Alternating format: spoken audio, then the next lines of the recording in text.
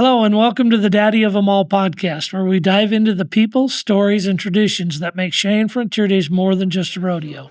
CFD is a legacy. A part of Western history, a legend walking tall. Cheyenne Frontier Days, the daddy of 'em all. Hello, I'm Tom Hersig. Today we're joined by one of Wyoming's own, a cowboy whose name has become synonymous with saddle bronc excellence. As of 2025, he's qualified 9 times for the Wrangler National Finals Rodeo. He's a WNFR champion saddle bronc rider and a hometown hero who's made the Daddy of 'Em All his proving ground. But this story is also about family behind the ride. Joining Brody today are his parents Tommy and Lannette Cress, the foundation of his journey and living proof that rodeo is truly a family affair. This episode is all about riding for the legacy, what it means to represent your hometown, carry on tradition, and inspire the next generation of cowboys and cowgirls. So welcome, Tommy, Lannette, Brody. It's great to have you guys. I doubt you've probably ever done a podcast with as a family, have you? No, this is the first time, so it's pretty special. It's without them, I wouldn't be in this spot and I wouldn't be able to have these opportunities. Believe me, I know. What's neat about this is, we all grew up together. My kids grew up with Brody and Blaze, and so it's great to see how all of our kids have done pretty well. And that's one we don't want to forget, even though we don't have him, is Blaze. He's been very successful in his own right, and we certainly don't want to forget about Blaze. And maybe an update on what Blaze is doing right now.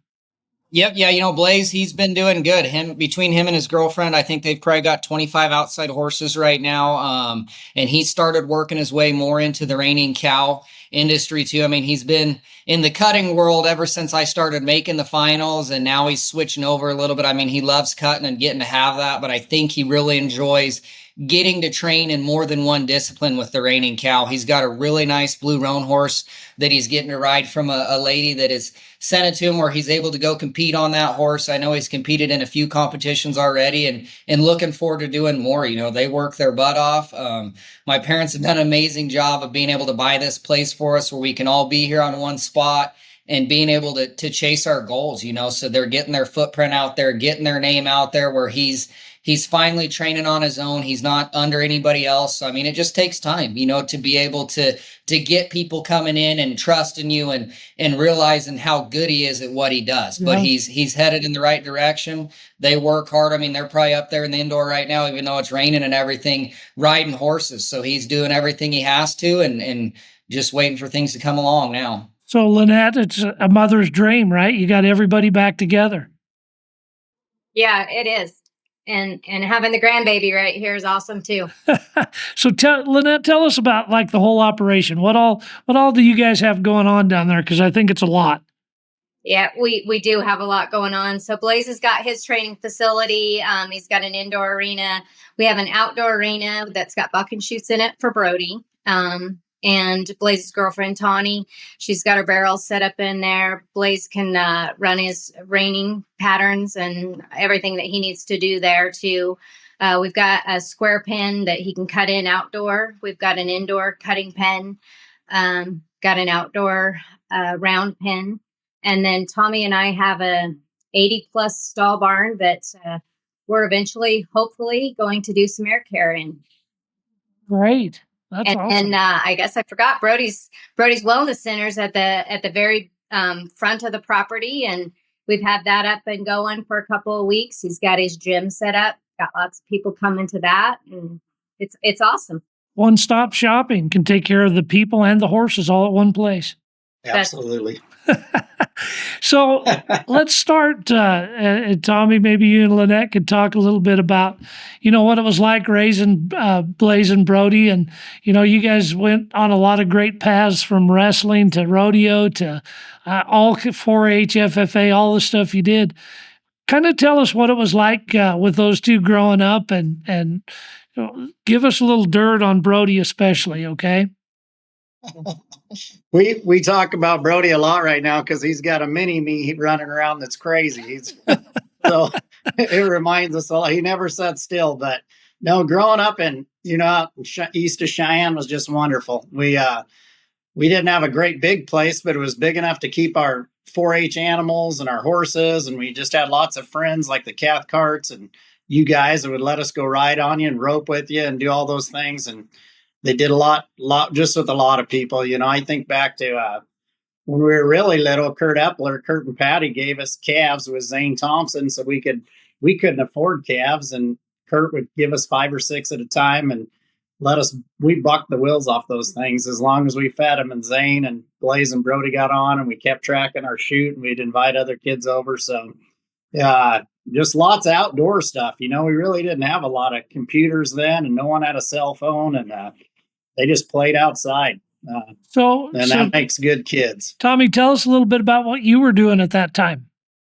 Yeah, and I was teaching ag. The year Brody was born was probably around my first year of teaching ag. So that allowed us to, teaching in Cheyenne. We had a great program there, and there's great programs all in the area, Burns, Pine, all the Cheyenne programs. But it allowed me to take the boys with me all the time. So they probably got tired of it at times. They sheared a lot of lambs and clipped a lot of pigs for other kids.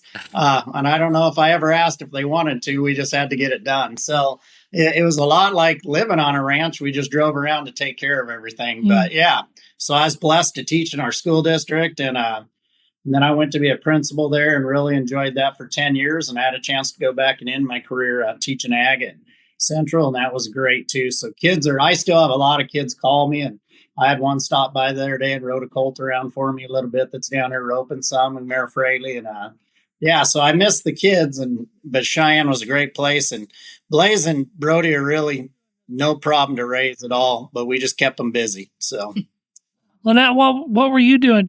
So the majority of my background was in the legal field. I was a office manager for the district attorney's office in Laramie County. I did 2 stints there, I guess, that totaled about 20 years. And then I ended my career at the Supreme Court. I was the judicial assistant to Justice Lynn Boomgarden, who was a CFD chairman for the Indian Committee, I believe. Yeah. So, Brody, what was it like growing up with these two as parents? I know that my perspective, they were pretty well driven and pretty focused. And you guys growing up, I mean, you might have strayed a little bit at times, but most times you guys stayed pretty focused on your goals. Tell us about how you were raised and how they kind of kept you on that path. We were raised in the best way possible. They gave us every single opportunity that we wanted, no matter what we were wanting to do, whether it was showing livestock, wrestling, rodeo, anything else. They were always there to figure out what they could do to help us, and then, I think my brother and I were a little hard-headed and needed to be kept on a straight path and stuff. And they did that, you got to learn at that age. In those moments, you're like, this sucks. We don't like this. But now looking and being a father myself, you got to have that. Because if you want to raise strong, confident kids who can go out on their own and be able to fend for themselves, whether it's going to college or just starting their life after 18, you got to have those building foundations and have a little bit of tougher times so that you can come out of it and be more prepared for life, because life is not easy. It's going to knock you down, and you got to be strong enough to be able to get back up. And though my parents instilled that in my brother and I and still do to this day. They have not stopped helping us ever throughout our life. They are absolutely amazing. They help us daily around here. Rowler absolutely loves them. He'll run to their house from our house. He crawls up the hill and will go all the way up there almost on his own if we don't stop him, but we had every opportunity we wanted growing up, and being able to have that community and having parents who truly cared about us staying on a correct path to be successful in life. Obviously, the easy way of parenting would be to just let your kids go do whatever they want and be their best friend all the time. But that's not the correct way to parent. You gotta be the evil person every once in a while so that your kids can stay on the correct path in life and be able to have the skills they need to be successful. And they always did that for us. I loved getting to go with my dad to go see other people's projects, whether it was sheep, pigs, all that. We loved getting to do that because that was kind of the time we were in where we were heavy into showing and everything. And so just getting to go do that and help people. I mean, they instilled that into us to be good people who enjoy helping others, and I still do that to this day, because if you don't help people, who are you going to turn to when you need help? So just learn all the life lessons that we have up to this point and that I continue to learn. I'm about to be 30 years old and I'm still continuing to learn things from my parents, and they've never stopped trying to teach us or help us, and that's amazing to be able to have role models like that, where now I can take those practices and we can use them on Rowler, so to be able to have those guiding lights, I mean, it's absolutely a blessing, and it always will be. Well, and I think your mom and dad would agree. I don't think you ever quit learning, even as a parent. I'm 64 years old, and I learn something every day. And I think that's a key point. I think when you quit learning, that's when you get stagnant. So that's good that you've got that attitude. And geez, you are getting old, almost 30. Holy crud! I know it's hard to get out of bed. I got to start doing more rehab stuff and stay on more vitamins now. Hey, just for reference, for the future, how old is Rowler right now? He is just past 16 months old. Good deal.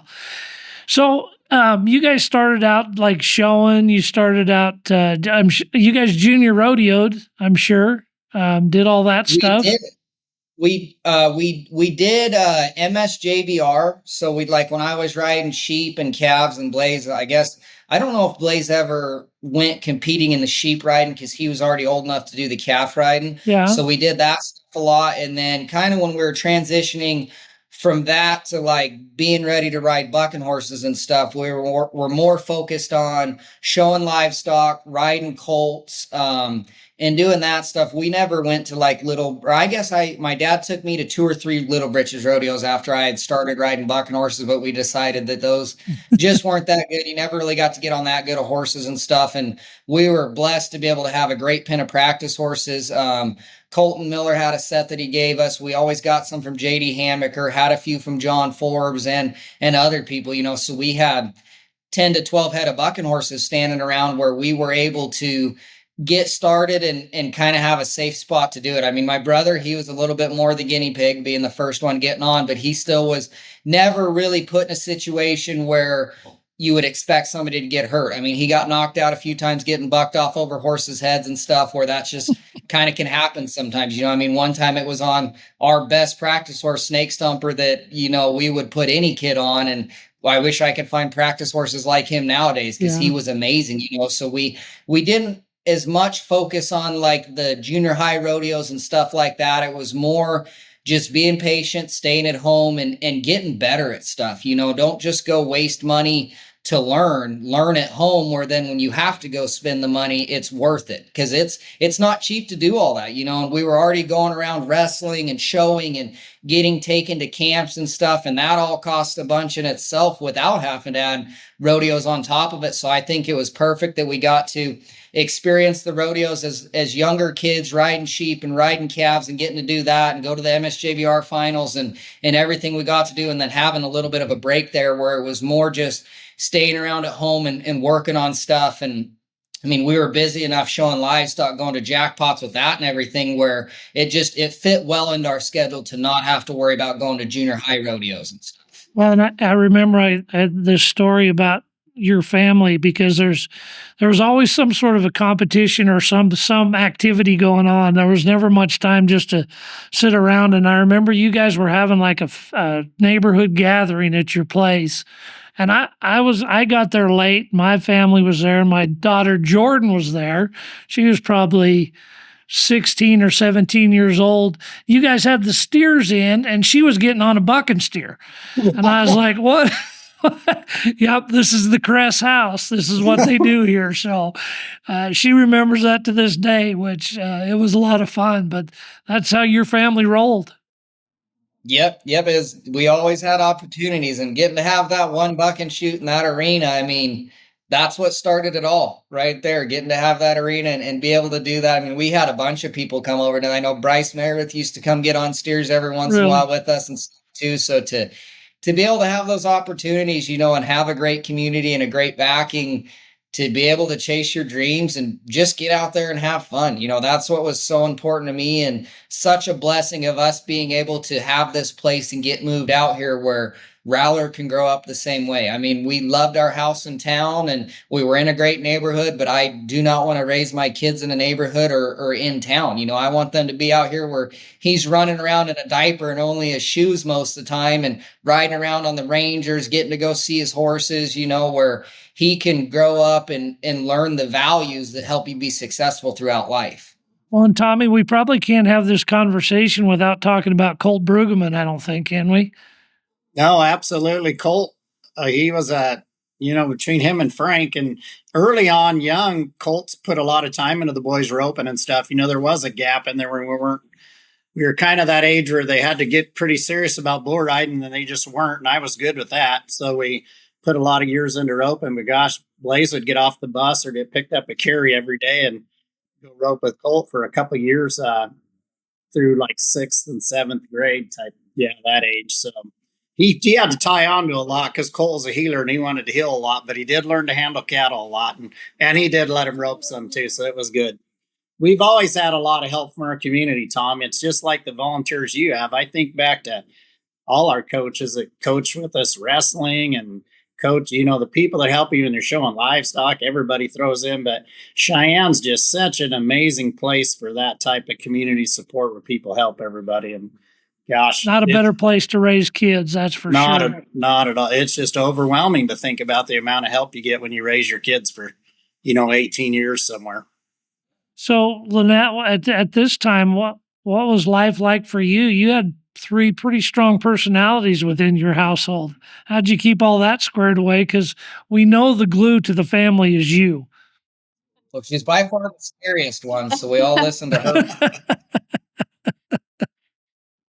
Yeah, I was just along for the ride. Whatever I'm not sure that's true. I was in for it. You know what, Tommy? There was a lot of times my job kept me away taking care of everybody else's kids, and she did everything from feeding to hauling them to wrestling to going to jackpots alone to flanking bucking horses and open chutes. And my wife doesn't talk about it, but she grew up on a big ranch and she's tough. And to this day, she kind of takes care of all of us. Not kind of, she does. And it's not just like feeding you and whatever, and that's great. But physically, she can do anything I can do outside, and she just always was that way. So I never had to worry if I couldn't get to something. She took care of it. So, and they probably, when they're in college and all that, I wouldn't hear from them very often, but they talk to their mom a lot. So they're really lucky to have her. So probably we need to talk about Cheyenne Frontier Days in this podcast a little Absolutely. bit. Brody, what do you remember about Cheyenne Frontier Days growing up as a little kid? One very strong memory I have is watching Chris Ledoux's concert. We were in the lower part of the far stands, and then I just remember getting to watch him, like getting on the bucking machine and stuff. And then I was really scared of fireworks always when I was a little kid at Cheyenne, where I'd hide under the blanket and stuff. Yeah. And then as we got a little older, sneaking in behind the bucking chutes, from the roping inside where that white fence ties into the stands, we used to sneak in right there and get in behind the bucking chutes. And so just getting to be out there, and getting to watch guys through the cage and stuff that you looked up to and knew that that's what we wanted to do. That's what we wanted to chase, to see those guys living it in that moment and kind of just be like, I want to be in that spot someday, and then we always had fun during county fair when nobody was at the rodeo arena. We'd go get to play around on the bucking chutes and ride our bikes around there. That arena, it has so much history overall as a rodeo, but for me, for Zane, for Blaze, for all of our friends growing up, it's got so much history to us, just being a stable for us, where we got to grow up around that and get to see it and kind of get to see parts of Cheyenne Frontier Days that nobody got to see. When it was a ghost town and a rodeo wasn't happening, we were playing in the grandstands, riding our bikes through it, doing all that, those memories are so fond, and there's so much history with it, so to get to grow up with, one of the best rodeos in the world in your hometown, that's pretty special. And you don't really realize that in the moment. But when I look back now, I mean, that's amazing. I couldn't have imagined to grow up with a better rodeo in my hometown. I wouldn't have wanted to. I mean, Cheyenne Frontier Days is the rodeo, so to get to grow up in that and just get to see it, I mean, that's amazing. So, Brody, you started out probably riding rookies there, right? Yep, I was able to get on in the rookie bronc riding and the regular bronc riding. I never got on in only the rookie bronc riding, Really? so I was able, just with it being in our circuit, I was able to get into the normal bronc riding as well. So, and that was the time when they were just starting the futurity in the rookie bronc riding, where stock contractors were really trying to bring really good colts and stuff. So I actually got to get on some pretty dang good colts. There and stuff. So it's cool to get to do that, and you see it now.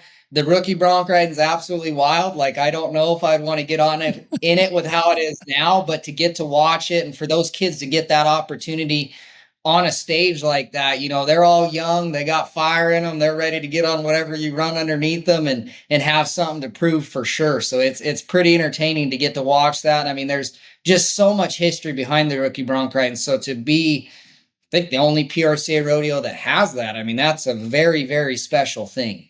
So I remember the first time that I competed at Cheyenne, and I was in the calf roping, and I was in the very first performance, and I was the very first guy out.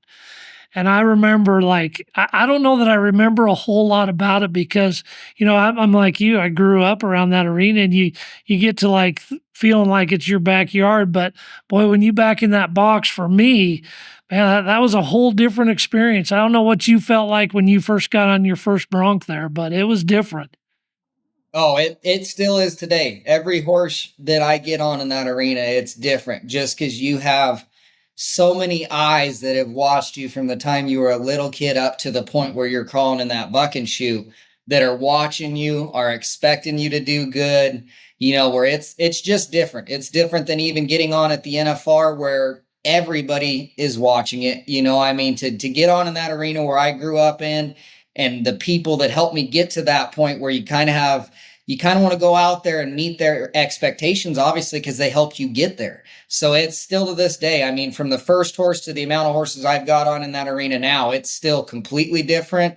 There's always a little bit different set of nerves. Like, I've been able to obviously learn how to handle them better now from the first time I got on, and it's gone great some years, gone terrible some years. I mean, I remember the year that I got on in the rookie bronc riding and in the regular bronc riding at Cheyenne, I got bucked off twice extremely, extremely hard in the normal bronc riding. Yeah. And then I managed to do okay in the rookie bronc riding, so to kind of eye-opening, but to be able to get on 4 horses your first year instead of just 2, I mean, not many people get that opportunity. So it's pretty special, and I love getting on bucking horses in that arena. So, Tommy and Lannette, any difference watching him compete at Cheyenne versus all the other rodeos? Is there an additional level of nervousness for you? Yeah, for me, yeah, I guess so. It's like Brody said, all eyes are on you because all the people, your teachers, your coaches, all of my friends, Tommy's friends, everybody's watching, and like you said, they're expecting him to do well. So it's just another level. I mean, you probably worked in the arena most of the time he was riding, didn't you? Yeah, most of the time I did, but it's still just you're definitely, I feel probably what he feels a little bit more. You're just a little more amped up. You get up feeling good in the morning, more excited to go out there, and yeah, there's just something about Cheyenne that's definitely that way. And it's always been huge to Brody's career. Back to that first year in the rookie bronc riding, Heath DeMoss was on the chute then by me. And when Brody rode, Brody won second, but he rode really good. A horse fell down and he made some big spurs, some things happen with his spurs that most kids his age wouldn't.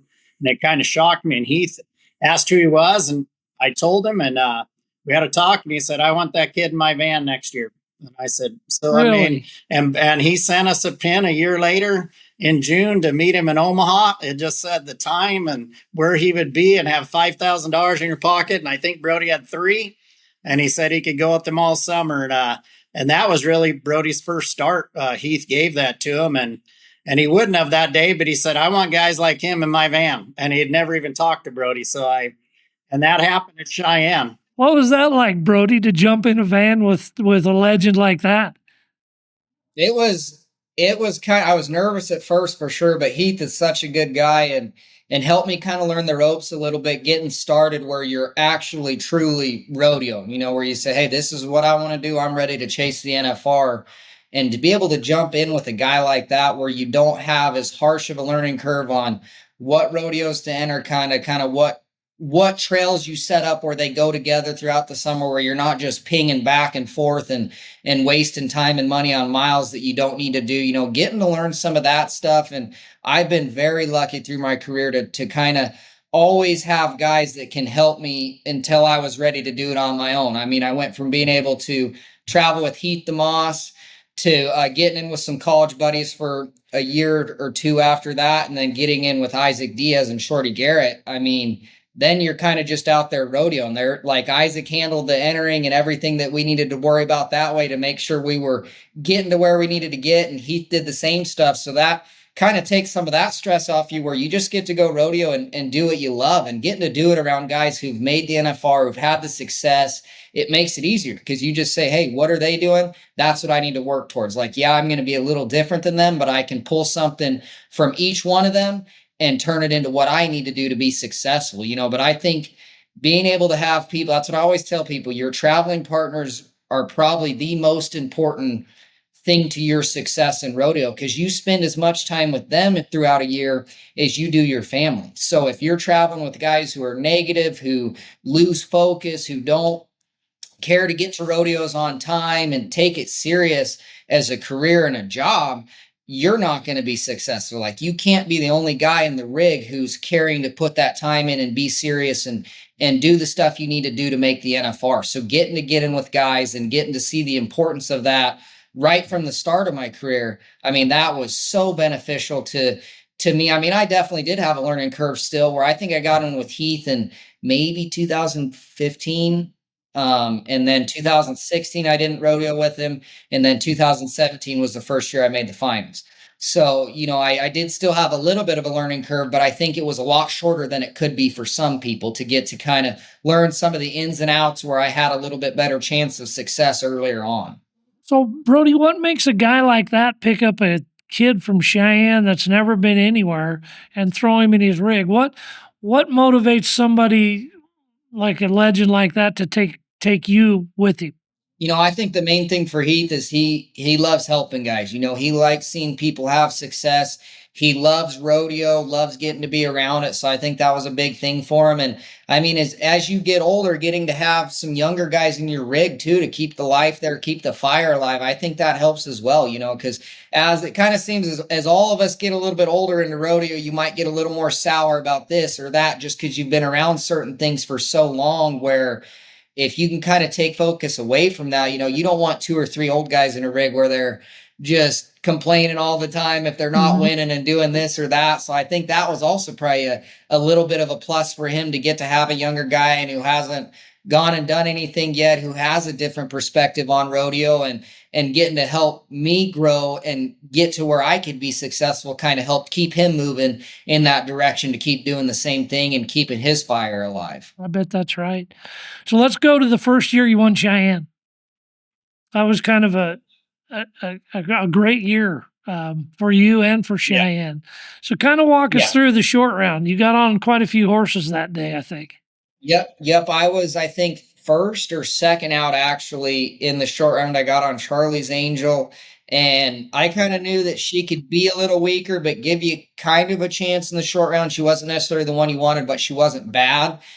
But that day she ended up jumping out and not having a very good trip. So I got a re-ride and got to get on Black Box of Sankeys, and it definitely raised the nerve level a little bit. I mean, I'd already got on one bucking horse and I was in the zone, so I was fine. I wasn't like sitting there like, oh God, I can't do this. Oh God, I can't do this. It was more like, okay, well, they're going to sit here and talk about you for 15 minutes while you saddle this horse. So you kind of have to do it. You don't really have a choice. You better go out there and do your job, So it was, I mean, at that point, you kind of stop thinking. You just go into automatic mode, crawl in the buck and shoot. I mean, I can still remember hearing the announcer talking as I'm getting down in the buck and shoot and stuff. And and Black Box jumped out and had a great trip. I honestly didn't know when the whistle blew. I couldn't hear it because the crowd was so loud. Yeah, I mean, it was I loud. still to this day have never been in an arena where the crowd was that loud.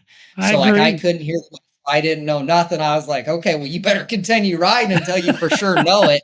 And then Frank was the first guy who rode up to me and congratulated me and stuff. I mean, it was spectacular. That's still my favorite win of all, like average wins. Doesn't matter any other rodeo. I mean, that's still my favorite just because of that moment. Because it was kind of like my first time to prove myself. Like, you got to step up to the plate. You got to do this right here, right now. And when I did, it allowed me to believe in myself a little more. And I think that really propelled me to being able to make the finals my first time, being able to step out onto a big stage, have success, get a taste of that where you're like, I like that. I want more of that, and then just chase it. So, I mean, that is such a special memory. It always will be. And there won't be another one like it. So, if my memory serves correctly, you won Salinas and Pendleton after that too, didn't you? Yep, I actually won Salinas a couple days before that. That's right, And then, before.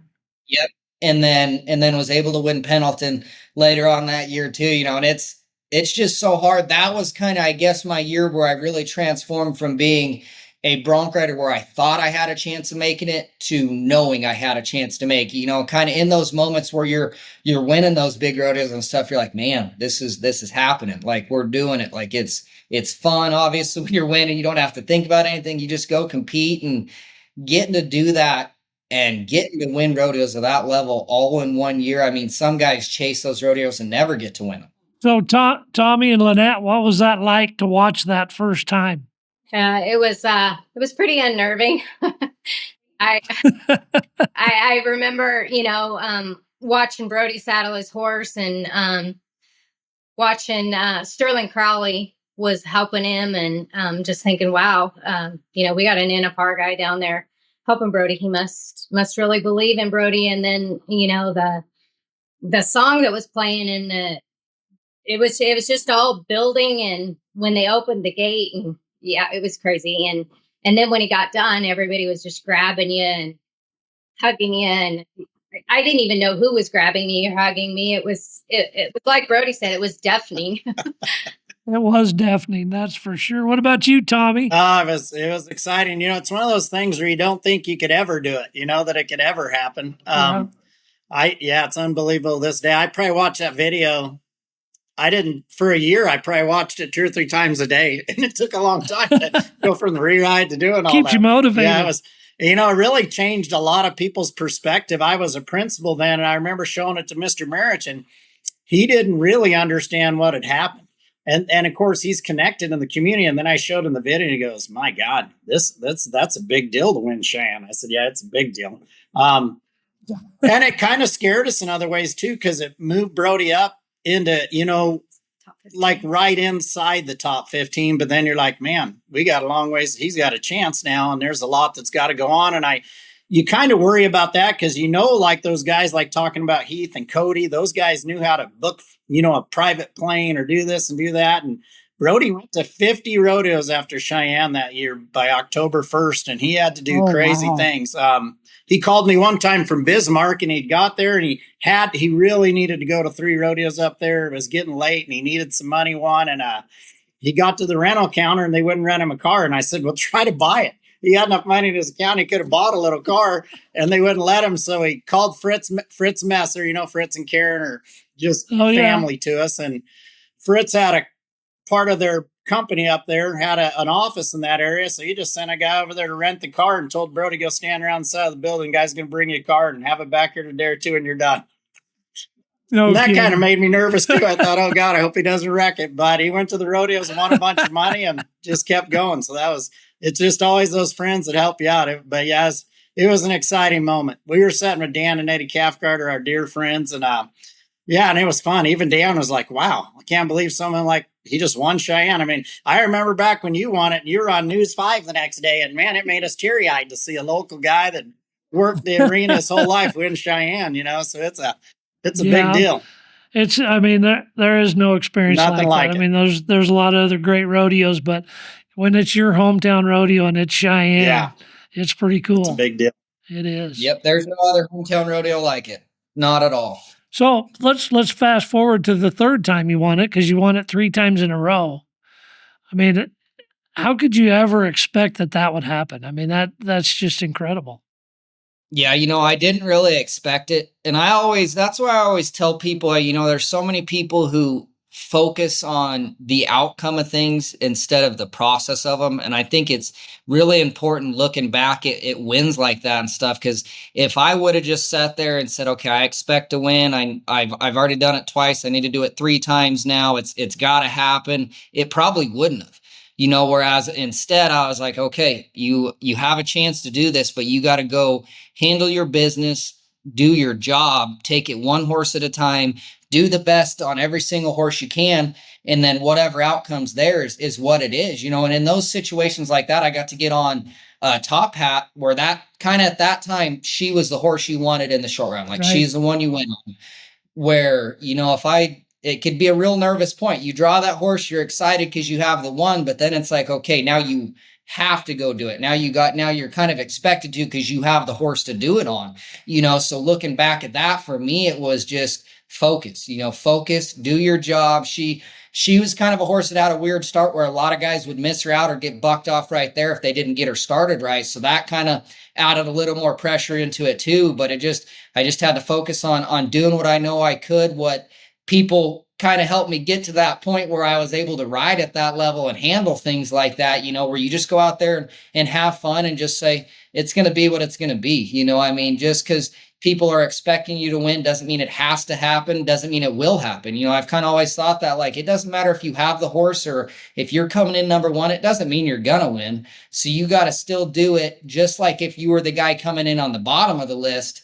You got to ride just like that guy's going to. You got to have the same mindset to go out there and chase it, focus on the process, put yourself in a position to be successful. So I think that year, that was kind of the hardest thing for me, because I was looking down the barrel of doing something that nobody had ever done. So it's like, to have that level of stress, it's kind of a whole nother aspect from winning it the first time at Cheyenne, where it's just a little bit different, but you just got to learn how to handle those situations, and I was blessed enough for her to jump out and have a good day, to get a good start on her about 5 seconds through. I mean, she is like a dream to ride. She just floats. She's pretty with her long mane, paint. I mean, at that point, I was just having fun. I was thinking, like, man, I wish I could stay on her for 2 minutes. I don't want to get off at 8, so it's just kind of go from the pressure of the situation to being in the middle of it, just enjoying what you do and remembering why you do it, and then just kind of putting it in God's hands and seeing what happens. Yeah, so, you had a couple years there where you had a little bit of tough luck at Cheyenne, then you come back in the short round. What did you think that when you found out you drew the black tie? I mean, legendary horse, when you get him that you're supposed to win it. Kind of the same thing, right? Oh yeah, and I honestly was running around the parking lot yelling whenever I finally saw that I had black tie, because I was sitting there telling myself the whole time up to the draw, like, black tie, I'm gonna get black tie. That's the one. I will get that horse. And then when it happened, you're like, kind of like, holy crap, I actually got it. Like, I got him, because I'd been on black tie up to that point, I think 3 or 4 times already. So I knew black tie, knew what he was about, but to be able to draw in literally the perfect situation, you're like, holy cow, I don't know how that happened. So I'd tell people, Brody, that they'd ask me, they'd say, what about Brody getting the black tie? I said, well, you know what? We figured out years ago that it was better off just to give Brody the best horse than try to put reride horses in there to get him to win it. So, like I've got any control over that, but that was awesome. There's so many people who asked me this year what it was like, what the win was like and stuff. And I was like, man, I'm just glad I can remember what it's like to win this rodeo, because I've had 4 or 5 rough years where I didn't even make it out of the bracket, to even make it onto the semifinals. Like, I've hurt my shoulder there in the years leading up to the 4th win and stuff, where it kind of brings you back to your outdoor. Like, yeah, I've won this rodeo 3 times in a row, but it shows you how tough it is to win that rodeo and how bad it can go too, so it kind of humbles you back, brings you back to level and stuff, where you just focus on doing your job. And it shows how hard it is because of the bracket format. You got to show up and and win every day. You can't just kind of skate by and be able to get on a few good horses and come back okay in the average. You got to go out there in the bracket format and win every single day. So it brings another aspect into it, where you just got to show up, step up to the plate every time. And I love that though, because there's less thinking, there's less worry, and you kind of know what you got to do, and you better show up and do it, especially with the bronc riders we have nowadays. So to get it to go right, I mean, I drew good horses all the way through this year that I've been on already, that I knew, like my first horse, High Flyer, could kind of be a little bit difficult, could kind of freak out in the chute, but I had won a rodeo on him already, so I knew I had a chance there. Come back to get on the Three Hills horse that I got on for a rewrite at the finals last year, and knew that horse could be really good, and she's a little better outside, so I knew if I got a good start, I'd have a chance. And then obviously Black Tie, so I kind of knew the game plan with those horses, had got the chance to be on them already, but getting on them in Cheyenne, in that arena, that atmosphere is still different, but it's now I feel like I'm far enough along in my career where I crave those atmospheres though. I would rather be put in that spot on the biggest stage at my hometown rodeo where you have the horse to win it on, you're expected to do it, than go get on at a little rodeo where there's not as much pressure. I mean, I feed off of that, because at that point, your mind kind of switches where you're like, there's no more thinking. Like, you're here to do this, you're here to compete. So you got to turn that side of your brain on, where you kind of get the dog in the fight, where you're like, let's do this, let's get after it, and that, for me, it's just, I kind of crave those moments, and that's what I chase.